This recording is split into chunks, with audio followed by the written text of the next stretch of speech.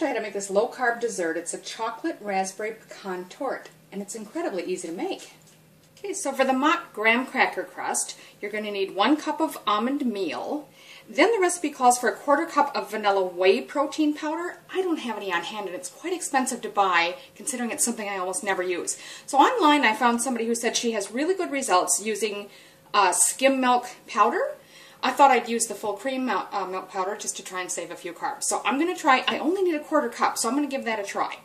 Then next you need 1 tablespoon of a powdered erythritol or your favorite sweetener, 1/3 cup butter, which you're going to melt, liquid sweetener to equal 1/2 cup of sugar. Now for the one I'm using, 1 drop is equal to a teaspoon, so I should only need 24 drops. Yours might be different. And then if necessary, we'll add a tablespoon of water if it doesn't seem moist enough to mix into a crust. For the filling, you're going to need a 1/2 cup of a raspberry fruit spread. Sugar-free if you can get it. I don't have any here that's sugar-free, so this is made with 100% fruit and a bit of fruit juice just to sweeten it, but there's no other added sugar. Then you need 3/4 cups of sugar-free chocolate chips. Again, that's not something easy to find here, so I just buy this sugar-free chocolate in block form and chop it up myself. And then lastly, you're going to need 40 pecans. Okay, so we'll start with making the crust. Now I have got my oven preheating to 350 Fahrenheit, which is 180 Celsius, and then you just need a medium bowl, which I've already got the almond meal in. That again was 1 cup, and to that we're going to add your vanilla whey protein powder if you're using that, or in my case, the milk powder, a tablespoon of sweetener, and I'll mix those together to combine them.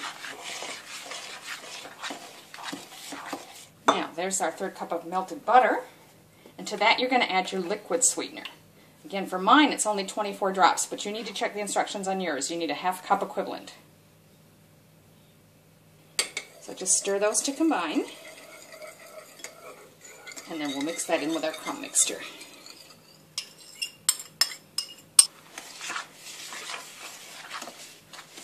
Combine that together.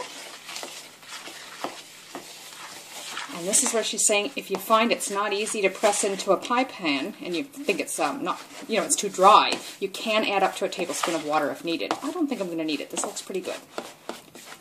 So now I've just got a 9-inch pie pan here, which would be about 23 centimeters. And I'm going to go ahead and transfer the crust mixture to that.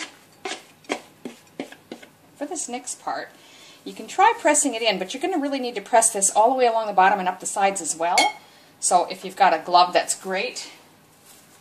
Or just wrap your hand in a bit of plastic wrap so it doesn't stick to it too much. And you can use that to press this out. So again, cover the bottom of the pie pan and up the sides a bit. So there you go. You have to really stretch it to fill it, and you don't feel like you have to come all the way up to the top edge because this is not a deep pie. So that should be fine. We're going to pop that in our preheated oven now for about 10 to 12 minutes. Now that's been 10 minutes. Okay, so now we want to let this cool before we put our filling in. Okay, now that's cooled to the touch. It's been maybe 10, 15 minutes, something like that. So we're ready to put our filling in. I've also preheated the oven again. So it's going to go back in for about 15 minutes after this. So we're going to start with our 1/2 cup of the raspberries, or the raspberry spread. And I'm just you want to be careful not to break your crust or anything like that. So I'm just putting it out in small bits at first, kind of scattering it everywhere, because I think it'll be easier to spread it around without damaging the crust. Then just carefully take the back of your spoon and spread it out. So you can see I've gone really out close to the edge as much as I can, and making sure there's no bare spots inside either. Next you're going to take your sugar-free chocolate chips and gently scatter them across the top. Now again, mine are chocolate chunks cut from sugar-free chocolate bars, just because I can't get the chips here. Now you're just going to arrange your pecans on top. Now it did say 40 pecans. I'm not sure how many it's going to take to go around, but I'm actually using 1/2 pecans anyway. So if it takes a few extra, that's fine. So there you go. Once you're happy with the pattern and your pecans on top, you just pop it back in the oven for 15 minutes. Okay, so that's actually been about 12 minutes, but it's looking pretty good. So I'm going to go ahead and pull that out. Doesn't that look yum? We need to let this cool thoroughly though, and then we have to chill it before serving. So there you have it. That's been chilling for about an hour or so. And And I'm just going to see how we can cut some out.